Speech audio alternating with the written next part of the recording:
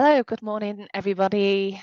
Welcome to our webinar today on how to remain compliant while driving B2B outbound sales.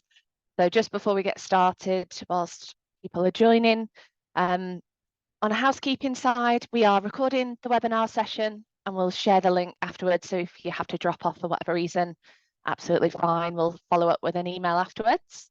The Q&A is also open, so feel free to drop any questions in there and we'll do our best to answer those at the end of the session. So today we're going to attempt to help you understand meeting the requirements of OfCom, GDPR, FCA and ICO, all while helping drive revenue. And for new people that are joining us today for the very first time, just a quick intro to myself, Tom, and MaxContact. So MaxContact is the best cloud contact center provider for delivering conversation outcomes and customer insights to drive revenue compliantly. So I think we're in a really good place to talk about some of these topics today and some of the features that we have in our platform that could help you out as well. The majority of our customers use our platform for outbound sales, collections, and customer services as well. So we've got a great amount of experience in this space. So myself, I'm Kaylee Tate. I'm head of marketing at MaxContact.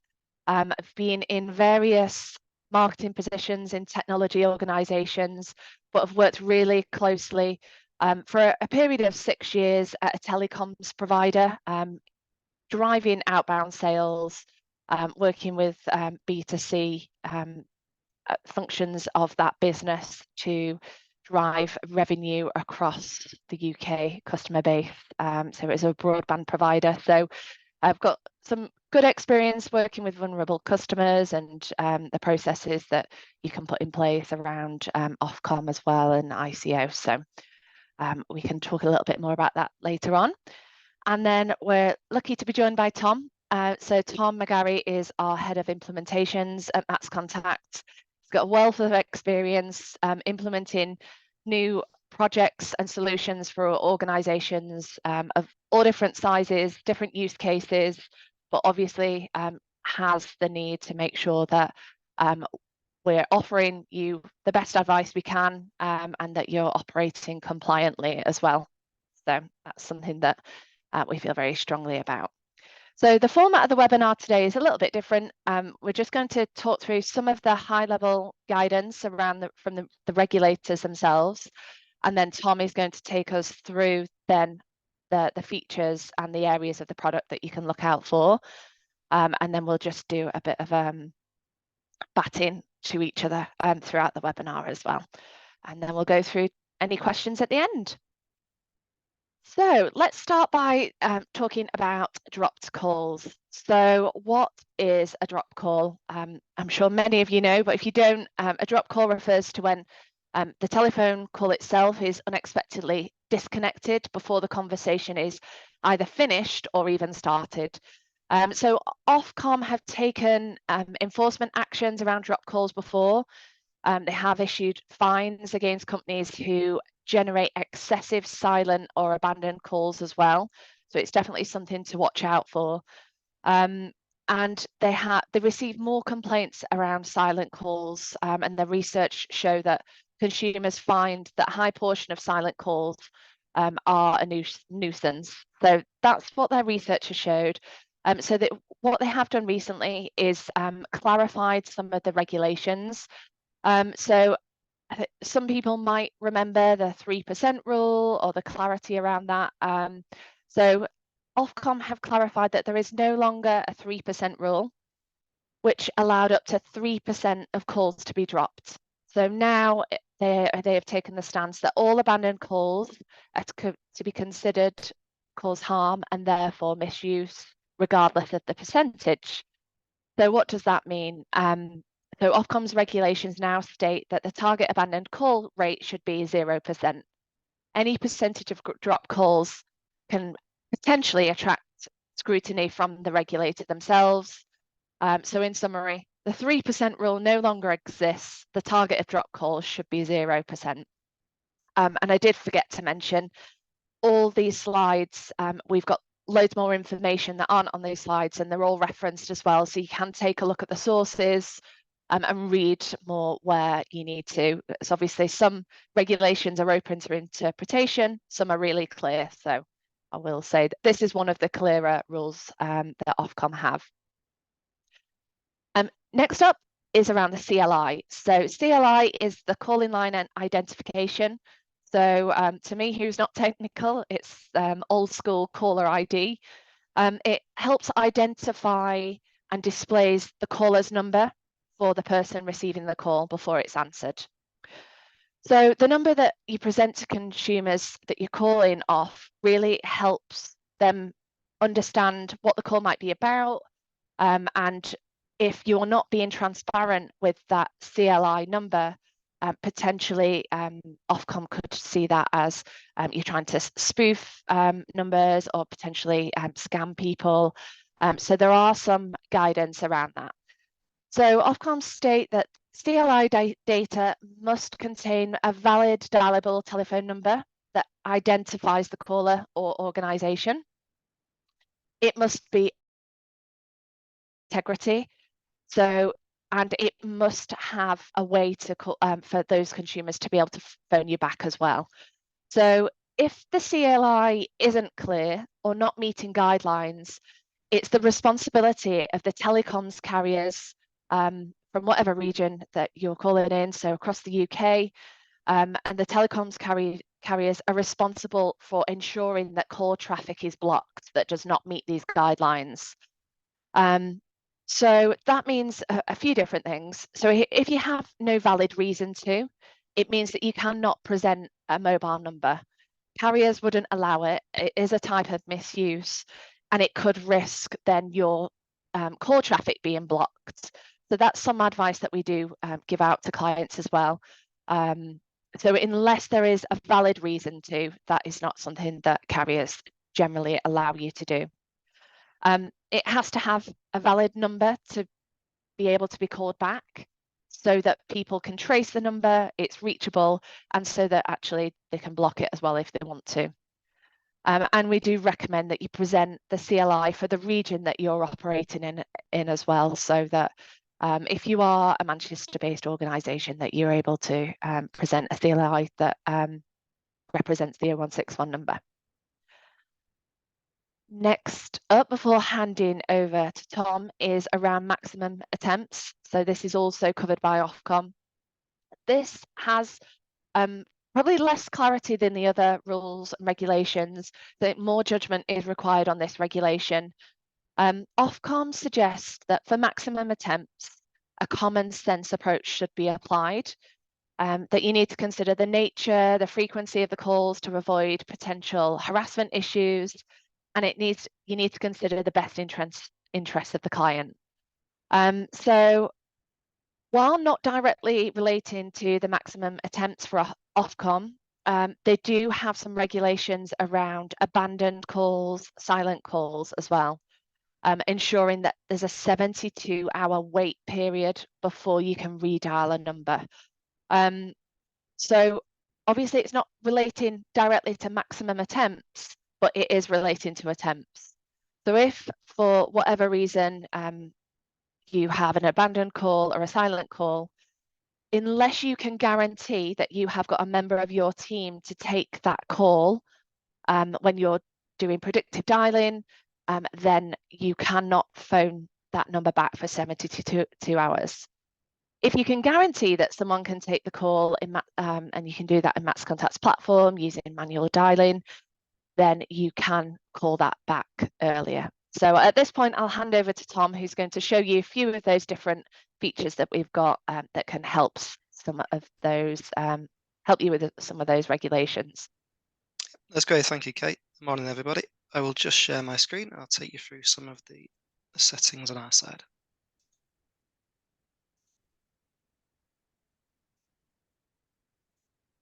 Okay, so Kaylee started off talking about the dropped calls and how dropped calls are kind of handled by Ofcom. Within our system, we obviously have a few different algorithms to dial to make outbound calls. So the first two are your preview dial and also your progressive dial. Your preview dial will only make calls when an agent is ready. It will present them with a call, and then the call will be made. On progressive is locked on a 1-to-1 line ratio, which means it will make one call for every ready agent. So again, drop calls are very, very low. I wouldn't expect any drop calls on progressive either.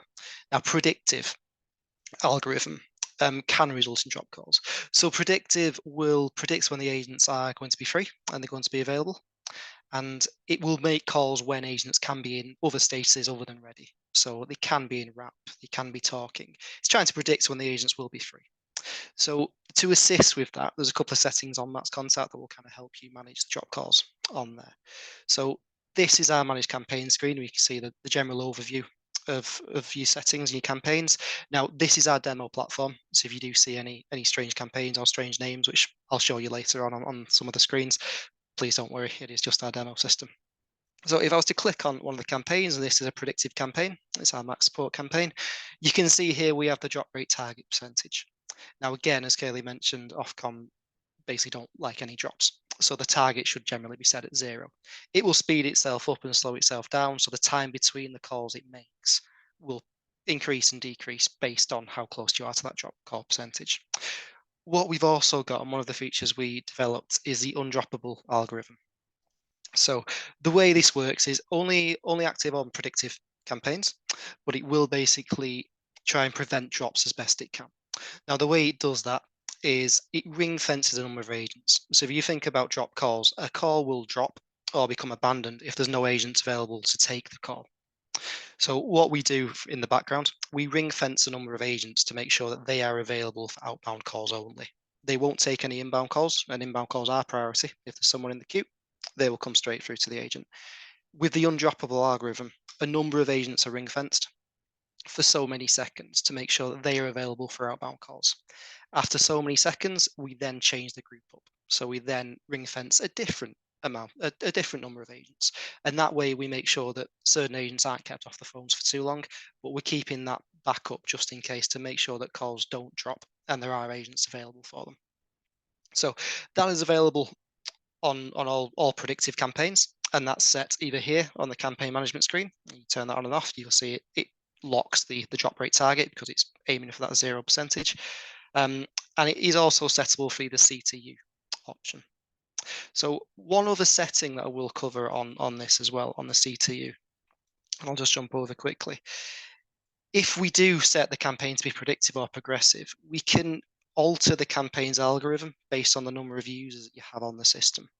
So we would kind of recommend that for predictive, we'd probably recommend 7, 8, 9, 10 users to make sure that you're getting the best out of the system and it's as efficient as it can be. What you can do on the system is you can switch automatically between predictive and progressive based on the number of users you have in the system at one time. So if all users log out to break or they log out to lunch at lunchtime, you don't want the campaign to still be dialing in predictive if you only got 2 or 3 users on there. So we can get the system to automatically degrade itself to progressive, and again, set itself back up to predictive should those agents log back in. So that's some of the kind of the options we have on the campaign around drops. Now, I'm going to show a few more things, but we'll come back to the kind of the drop call recall time, the drop call message a little bit later on. So the next section we moved on to was the CLI. So as Kaylee mentioned, you should be presenting a dialable number from the system. There's a few different places to set the CLI, depending on how you want to set it. In general, it would be set on the campaign itself. And all calls out from that campaign, whether they be automated calls or manual dials, they would present the CLI you have on there. Another option you have is on the, on the list. So on the list itself, you can also set a call a CLI on the list. Now that means any automated calls made from that list will present the CLI that you have in here. Okay, one more option we do have, you can also, when you do your data import, you can include a CLI on the actual record itself. So if you are importing data into a list and the data has come from several different sources, they might have different CLIs. You can include the CLI with the data import as well. And that's on your initial lead mapping page. All you need to ensure is, as with any CLI that you present, that it's been whitelisted with our carrier. So if you have a CLI that hasn't been ordered through MaxContact, and it leads back to another system which is accessible, you just have to make sure, just put in a ticket with our support team, and they'll make sure those numbers are whitelisted. And it's something that our carriers insist on, just to make sure that the CLIs are genuine CLIs and they can be ranked back. So that's one of the options we have. We also have in the background a bearer number, which is like the PS identity in the background. So that's kind of your default bearer number, which sits underneath that. If OfCom do have to look into any complaints, or BT need to check anything on there, they can check that underlying number, so they can trace it back through carriers and through different customers. So those options are on there. Okay. What we also spoke about is the reason for that CLI is it must be there so a customer can call back, contact can call back, and they can get in touch with yourselves. So it basically should allow a customer or a contact to let them opt out. So if they want to call in and say, please take my number off your list, or they want to know who was calling them, they should be able to ring and speak to you. So if a customer does want to opt out, you have a number of options. So you're probably all used to the result code itself. So when an agent is speaking to a customer, at the end of the call, they can put a do not call result code on there, which will add the customer to an opt-out list or a do not call list, which we'll touch on it momentarily. You can also automate this. So on the IVR, we do have an IVR element, which will kind of automate the opt-out process for you. So you will have to kind of build an IVR around that. But with this example that we have here, you would have a menu. That menu would usually play a message, and that would identify your company itself and say, thanks for calling such a company. Thanks for calling MaxContact. If you'd like to speak to us regarding this matter, you can press 1, and that would go through to a queue. If you would like to have your number removed from the system, you can press 2, and that will automatically go through the add to DNC, or the opt-out element. Now, this automatically adds the customer to a certain DNC category, which we'll touch on in a second. And then you can play a message, just say, thank you, you've been removed from the calling list.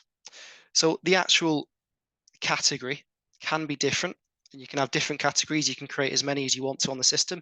So if you were an outsourcer, you may have different categories depending on which company you're outsourcing for. So as a energy supplier, you may have a British Gas opt-out. You may also have a Scottish Power opt-out, and they can be separate and they can be checked. So once a customer's number is added to an opt-out list or a do not call list, that can be checked against at different times. It will obviously finalize the record that you have in the system, and it will also check if you were to import any further data, it can check against that list, and you can tell it which categories to check against. It can also, when agents try and make manual dials, it can also be set to check against certain lists as well. So we can just check on those plans. So those plans are in the plan section, and we have a do not call plan section in there. And you can see in here which different categories you have. And you can create different plans, or different lists can use different plans, which is collections of do not call categories as well. And you can create new ones and just decide which of these plans to check against as well. All of your do not call records are stored in the do not call section.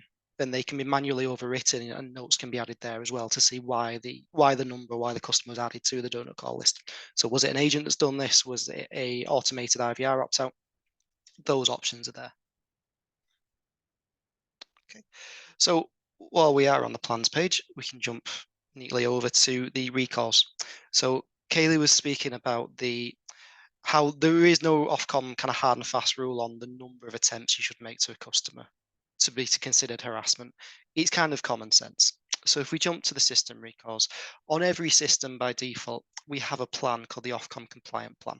And that's there from when we install your system at the start off. Now you have complete control over this plan. You can change the recall times on there, but these are our advised settings for some of the actual calls on there. So again, we have the max recall per lead and per phone number. So the lead is the customer themselves. They may have several numbers. They may have mobile numbers and work numbers in your system, but the lead is the overall customer. So how many times would we want to call the customer in total? We've also got recall per phone. So again, if the customer was to have a mobile phone number with yourselves and a work number with yourselves, you can set that so we only call them 5 times each, and it kind of makes it up there. Again, These recall attempts, these max attempts, kind of work in conjunction with what you can see below, and this is your recall times. Now, these will be used, these are your system recalls. So these will be used when we make automated outbound calls. When the system decides that call ended in an answer machine, when the system decides that was a no answer, these are the recall times we would put on there. If it gets through to an agent, if the call gets through to an agent, the agent will decide on the result code at the end of the call. So then it's your result codes that determine the recall times. But these attempts are basically global over that list. And you can have different system recall plans if you want to. So each list can have a different set of recall times. So we also have max retries on a certain status as well. So for argument's sake, if a call was made and we got a fax machine, we don't really call that twice just to make sure. So we call it once. If we got a fax machine, okay, we'll let the dialer call it one more time. If we got a fax machine twice in a row, why continue with that number? So essentially, if we did get a fax machine twice in a row, we would finalize that number, not the entire customer, but just the actual phone number itself. So we're not going to try that number again. Same with the other options on here, and these are configurable. You can kind of change these as you want to. So just to touch on some of the recalls here. Some of them, again, are completely up to yourselves. I'll come on to the OfCom stipulated ones in a minute. But things like no answer. So we have a 4-hour recall time on no answers. So what that actually means behind the scenes is that when we call a number, the dialer will stipulate that as a no answer. In 4 hours' time, that lead, that number, will be eligible to be called again. That doesn't mean we'll call it again straight away. By default, we call everything once before we call it a second time. So we are fetching the leads based on the lowest number of attempts and the freshest data. So just because your no answer has a 4-hour recall does not mean necessarily we will recall it in 4 hours. If you still have a lot of uncontacted leads, we will try those once before we move on to your second attempts. There are ways around that with kind of the outbound skill-based routing and the custom data fetching, but they are separate. So we have these here. Now, again, Kaylee mentioned the drop call recall time, which is OfCom stipulated, and that would be 72 hours. So again, the dialer should not automatically call the customer back on an automated campaign for 72 hours. The only way you can get around that is if you can ensure an agent will be available to take the call. So as Kay mentioned before, that would be a manual dial or a preview call. Now, what we do have on the system is if by mistake you have changed this to less than 3 days, we do have a global setting in the background that will bring back drop calls. If you do set that as 12 hours, anything less than 72 hours, we will bring that back as a preview record. So to ensure that an agent is available, we'll bring it back as a preview record to ensure that you are compliant with the times. It can be a little bit off-putting for an agent if they're used to progressive and predictive campaigns and suddenly a preview record pops up and they're not too sure what to do. So it's something that the agent should be aware of if you do set that. But again, we would advise leaving this at 72 hours or longer, just to make sure that you are compliant. The other option there of compliance is an old OfCom rule. They say if you get an answer machine, you shouldn't really recall that till the next day. Now, that doesn't necessarily mean 24 hours. If you call them at 3 o'clock this afternoon, you don't have to wait till 3 o'clock the next day to try them, but it should be the next day. So just make sure that your recall time on there pushes the call over to the next day. And that could be a number of hours or it could be the day itself. So we've added that in there. Just jumping back quickly to drop calls. Kay mentioned as well, if the system does drop a call, we should have a compliant message played as well. And that should basically identify who you are, why you've called the customer, and also give the customer a way to get back in touch with you. So should that be a number on the MaxContact system or another way that they can have their number removed from the system. So the way that's set up is again in the IVR plan. So in the IVR plan, you can have several of these. And you can have several IVR plans. And essentially what they will do is they will direct the call to a certain IVR on the system. So you can build the IVRs, which I'll jump on in a second, but you can build IVRs to play a certain message. So should you want to leave an answer machine message, it will transfer you to the answer machine IVR. When you leave a drop call message, that will take you to the drop call message IVR. And again, that should be a compliant message, which is on the system.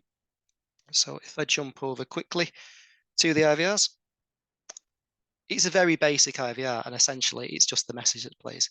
But again, as I mentioned, that message should should let the customer know who you are, why you were calling without any marketing content.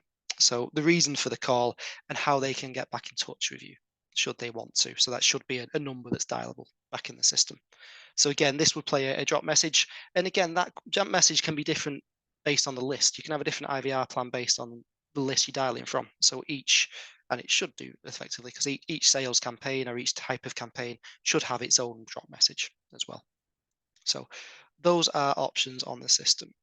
So the last thing I will show, and it's something we didn't really touch on, but as part of the plans as well, and apologies, Zoom keeps hiding all my tabs at the top, so I need to keep jumping back up. We have the calling parameters. So the calling parameters are basically, they contain things like your no answer time. So your minimum ring time with OfCom is 15 seconds. So essentially a call should not cut off before 15 seconds. So you're allowing at least that time for the customer to answer. So we have that set up on the system. And again, this is configurable. You can change this, but we advise heavily a minimum time of 15 seconds. We have the no answer time, and that's via the system. So the system will dial for 21 seconds before deciding nobody's picked up, it's a no answer, we'll now move on. So we have that there. You also have, and as it's a manual dial, it's kind of up to the agents as well. But if you want to stipulate for the agents as well, they would not be able to hang up a manual dial for at least 15 seconds if you have this option ticked. So we have those options in the system as well. So they are all there. So they are all on each system, again, completely configurable. If you have any questions on that, please let the support team know. Or if you've got any basic questions, again, the Q&A is open, so you can add those to there. So some more bits coming up later, but I'll hand back to Kay for now, for the next section. Thanks, Tom. No worries. Please share my screen again. Okie doke. Yeah, it was really useful to see all the safeguards that are in the background as well. Actually, people can get on with the day-to-day job, and you know that rules will be adhered to. So it's good to see all those. Thanks, Tom. Right, so next we're going to talk about FCA adherence, a couple more things, and then hand it back over to Tom. So the FCA's Consumer Duty, that was released in July 2023. It basically sets a high standard for requiring that communications to consumers are understandable, they offer fair value, and that the products and services meet the customer's needs. So more recently, there's been some updates around the clarity and fairness from an FCA perspective. So if you are FCA regulated, I'm sure you know many of these things, but if not, just in case, we'll touch on some of them. So one is around ensuring that financial promotions and ads are fair, clear, and not misleading across all communication types. So it's not just on the phone, on SMS and WhatsApp, it's obviously on other external sources like social media and the website. As part of the selling process, it's important that it's transparent, that there's clarity, and that there's fairness, and that consumers are given the time to make informed decisions, especially around financial products and services. So it's how you do that from a sales process perspective, and that consumers are given that adequate time to ask questions, request further explanations before making decisions, and that things like high pressure selling tactics or aggressive behavior are completely prohibited. So I think there's a lot of things there's obviously a lot more detail that goes into the FCA rules and guidelines around this, but it's ensuring from your side that the sales teams have the necessary skills and understanding of these guidelines and experience to be able to comply with the FCA rules and treat customers fairly. Moving on to handling of complaints, so around OfCom, this ensures really that every consumer has the right to access the complaints process. So from your side, that the teams are well trained and they understand the process, that there's a procedure and process in place. You're able to provide the clear information to a consumer in the event of a complaint, and that the customer has the right information to know what to do next.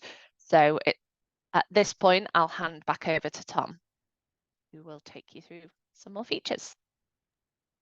Thanks, Kate. Just share my screen.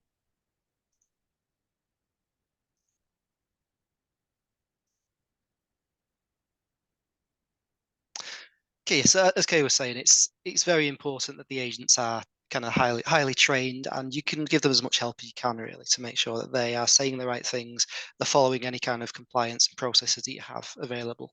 So one way of doing that is with our scripting application.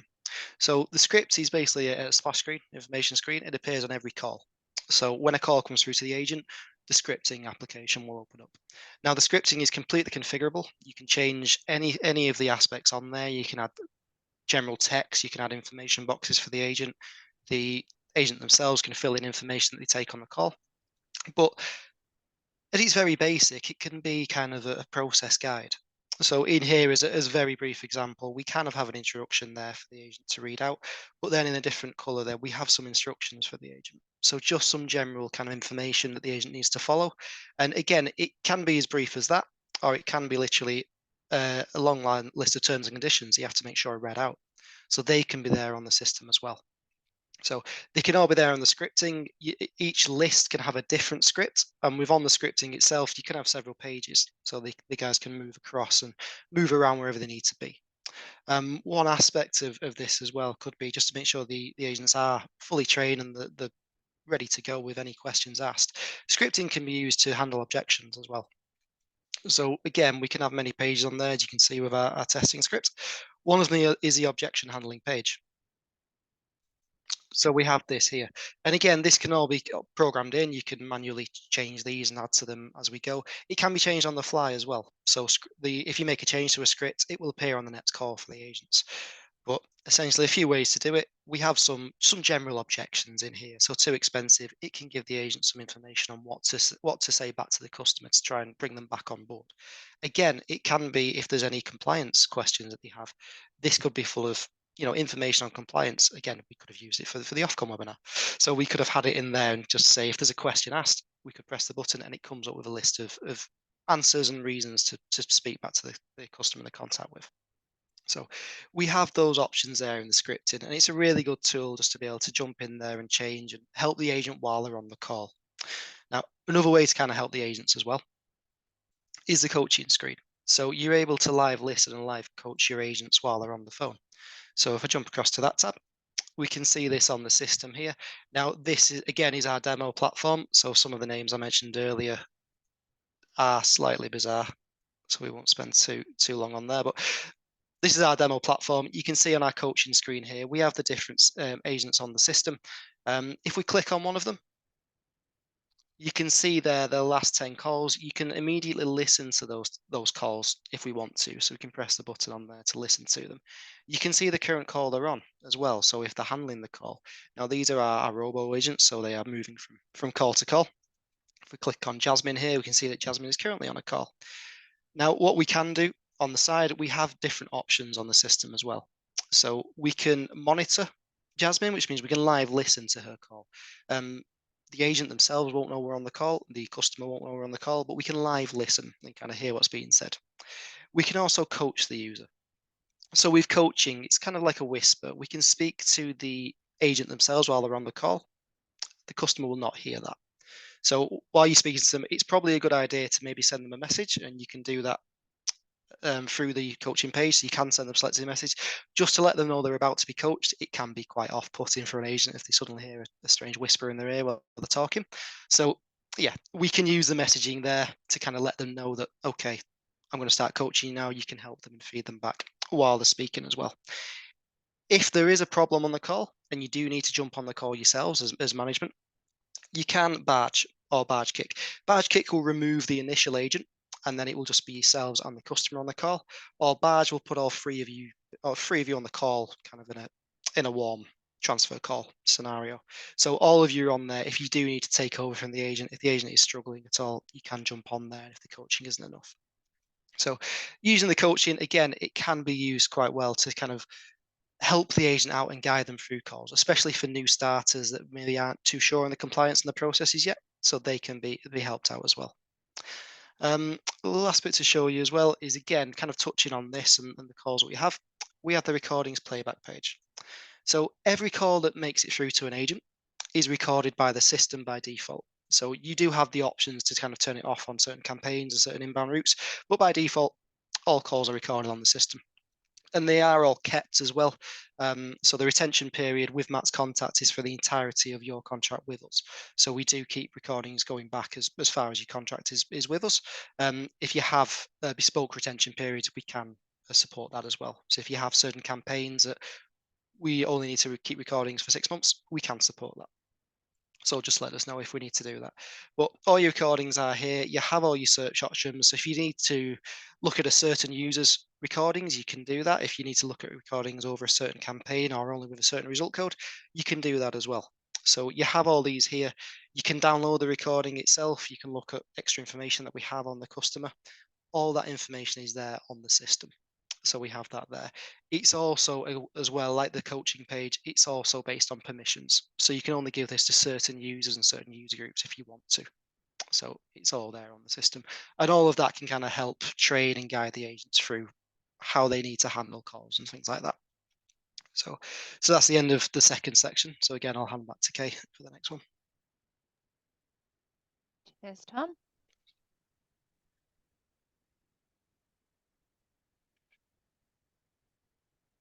It leads us on nicely to GDPR. So the next two sections about GDPR and PCI DSS. So from a GDPR perspective, there's three different areas really that we wanted to touch on. One, as Tom mentioned, was around data retention periods. So the guidelines are you must not keep personal data for longer than necessary for which the purposes that you collected the data in the first place. So the advice is regularly review the data you hold, erase that data when you no longer need it. If you do think you need it for longer periods of time, for whatever reason, it's just that justification behind it that's important. The next area of guidance is around the accuracy. So you need to make sure that you take reasonable steps to ensure that personal data is accurate and up to date where necessary for the purposes that you hold it for. So it's correct or erase, so that you're able to correct or erase inaccurate data without delay from your side as well.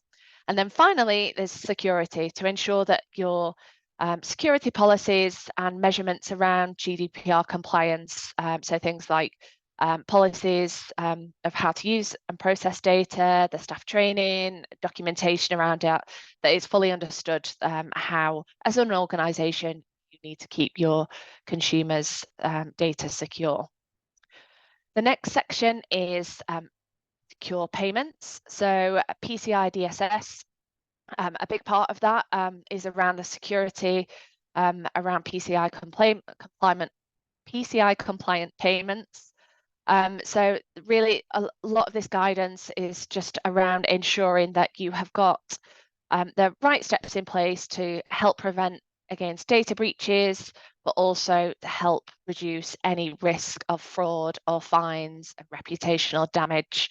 And specifically the area that we're going to talk about is processing card payments and cardholder data. I'll hand back over to Tom. Thanks, Kate. Find the mute button.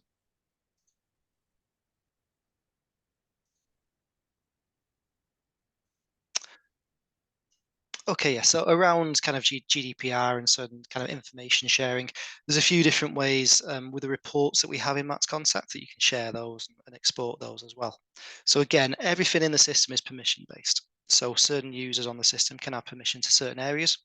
If we're looking at reports, obviously we wouldn't want to share any kind of reports that have PI, so personal information in them in a non-secure way. So when you do use our report scheduler to schedule reports being sent out or produced, you have a few different options on there. Now, generally, email report would be a basic way to share the report out. Now, if that's just general stats and non-identifiable information, that's okay. But if you do have personal information in there, you want a more secure method or a different method, really. So we have some options in there, including email a link. So if you select email link, an email will be sent to you with a link back to the report, which means when you click on the link, it will log you back into MaxContact and it will display the report in there. So that way it ensures that whoever is accessing the report is authorized, they have permissions to access the reports. So that's there. The other option we have there is the SFTP upload. So we can upload those reports to SFTPs as well, just to make sure that that data is secure and it moves around. You can have different SFTP upload plans. It's all set for the plan section as well. So you can send them to different places if you need to as well. One other option we have on there, just looking at jumping across to the plans, we also have a password policy. So we talked about everything being permissioned, and obviously we need to make sure that the permissions and the roles and the logins are secure on MaxContact. So we have the password policy, and again, it's completely configurable by yourselves. You can change things like the minimum max length of characters, should there be any numeric or alpha characters in there, how long before that password that they've set expires, and they need to rechange it again. So you can set that. Again, it can, if the password is locked, a supervisor can still log into MaxContact and they can reset that password and allow the agent to have another go. And you can also do the single use. So you can set a password for the user which changes on the first time they log in, and it forces them to follow the password policy. Now, you can have several different password plans. If you did want different ones for managers and actual users themselves, or if you wanted ones for outsourcers so they could log onto the system and see certain things as well. The actual password policies are set on the user group. So on the permission rules, when you set your permissions up, the password policy is set to those permission groups. So that's how we kind of help you make sure that your data is secure, your system is secure as well. In terms of GDPR, we do have a couple of options there. So if I jump across to the lead search and edit page, which is on the data section, so lead search and edit, you can search for leads within the system and you can see what data we have on an individual in the system. So if they do want to see kind of what data you hold on them, you can go to this page, you can search for the users. And again, we have your basic search terms at the top, and we do have an advanced section if you do need to add any rules in there. So based on things that have been added in the script or recorded in the script, you can search for a customer there as well. Once we do have the customer, you've searched for them, again, some random names in here with our demo system. You can delete the user, so if they have the right to be forgotten. If they would like to be removed, you can do that through here. We also have the edit button, so if you go into edit the entry, we can see the information that you hold on that customer. So you can see all the information we have in there, and all the secondary information that we may have included in the script or you may have imported. So that's effectively what we have on the customer. You do have the option there to download that as an extract as a CSV file, and you can send that to the customer. A history of all the interactions that we've had with that person as well. So that's on there. If you do wish to remove any of the numbers or emails, you can do that on an individual basis as well. So those options are in there. And again, this is all permission based. So certain users can have access to this and certain users can't. So you can make sure that you yourselves are compliant with GDPR and making sure that the right people have access to the right information. So that's kind of the end of the show bit. I'll just touch on a couple of other aspects that Kay mentioned as well. So in terms of PCI payments, we do have the ability to take PCI payments on the system, and that will allow the customer to basically enter the DTMF tones on their keypad, on their phone. That will be completely masked to the agent. The agent would never see the actual numbers, the digits that are being pushed in there. And also the DTMF tones themselves are masked on our system as well. So the agent would have no idea what numbers are being pushed in there. They would just see the asterisk readout of the digits that are being pressed. Also, we don't store any of that information as well. So we don't store any of that. That is all pushed over to the payment provider. So that's all secure. We've talked about data retention policies as well. So as Kay said, if you have the need for data, you need to just express that, and we can support kind of custom retention periods on the system as well. And we also have data sovereignty. So with the system being housed in Microsoft Azure, we ensure that your data stays in the correct region. So should we have a need to fail over to any different systems, or that includes your carriers as well, we ensure that that stays within the region that you're authorized for as well. So we have that set up. So with that, again, that's the end of this section. So I'll pass back to Kay. Thanks, Tom. So next up, and finally, we'll just be touching on vulnerability. So vulnerability is something that's mentioned quite often by OfCom and both the FCA. So the main areas, really, without going into the detail of these regulations, is what is classed as a vulnerability? Do you have the processes in place to deal with vulnerability when it's identified? What specific questions you need to look out for? And what is your definition of vulnerability as an organisation? Do your team fully understand it? So really, the role from a contact centre perspective is understanding, detecting, potentially identifying this vulnerability, and then signposting vulnerable customers in the right way. So it's all about understanding their needs. People may be determined as vulnerable. Longer term, people can fall in and out of vulnerability. So really, depending on the use case or the service that you're offering, will really determine that vulnerability guidelines for your team. So at that point, I'll hand over back to Tom.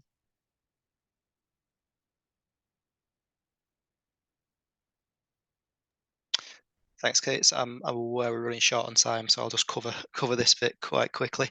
But essentially, we talked about kind of identifying vulnerability there, and we touched on it before with the script. The scripting application itself, you can customize this to whatever you need it to be. So you can customize the script to effectively ask those questions and help the agent kind of identify vulnerability. Now, should they identify a vulnerability, that can also be recorded on the script as well. So we have, you can have tick boxes in there. You can have drop downs, you can have things like that, just to identify that the customer is vulnerable. Do they have to be treated differently? And treated a little bit differently. Another aspect we have, and it's part of the new contact hub. So with our contact hub, we have expanded the history section on there. So these are some calls that have been made. If I was to search for the customer, I have to ring the customer. All the notes are recorded on the contact history as well, so we can see what notes were entered on earlier calls. So should a vulnerability have been identified on an earlier call, you can see that while you're speaking to a customer. So you can look through the prior notes and you can see that, okay, the customer in this case, has they've recently lost a job, they might struggle to pay any of the any of the debts that we're trying to collect. So you can see that on the notes, so you can kind of have that. That's part of our new contact hub. And that again is part of the my history, so I can see what calls I've made as well. When I'm on a call as well, the history of that customer I'm speaking to will also be displayed on there. So again, you'll be able to see the history from them, and you'll be able to check all the calls, and you'll be able to see the notes on there as well. So that can be really helpful in identifying when you're speaking to a customer, kind of they've already mentioned a vulnerability in previous calls.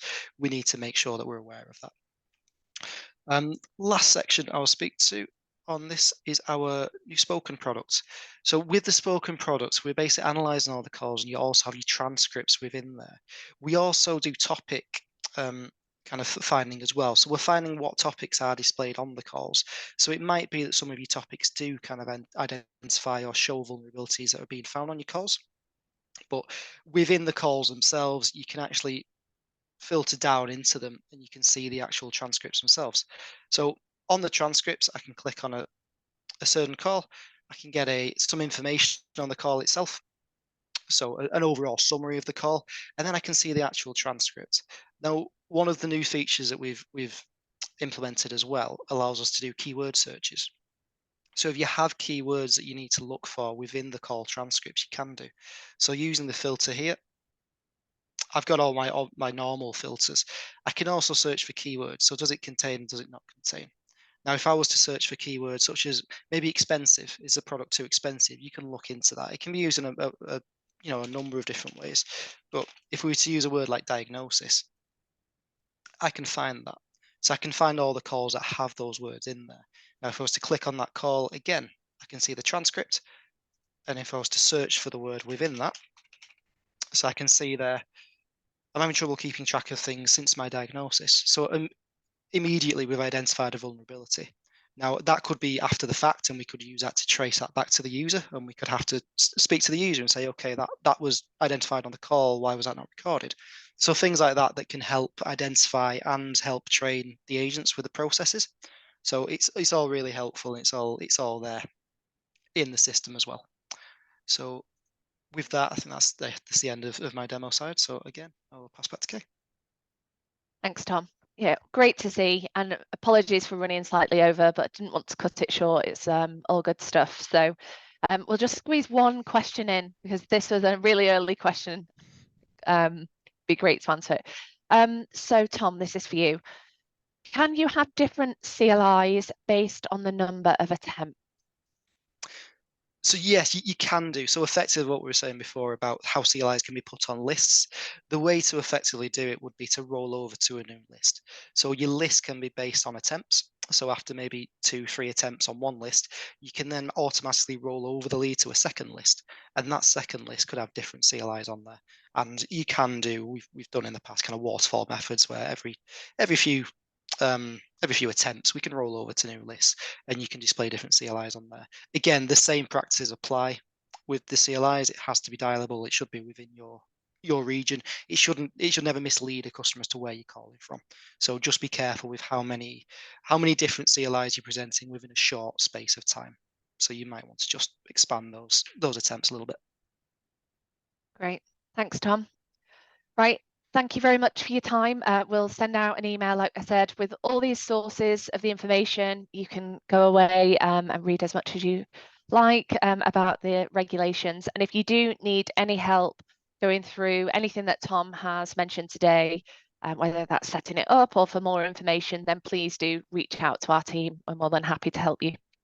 So thank you very much. I hope you enjoyed it and it was valuable. Thanks. Bye.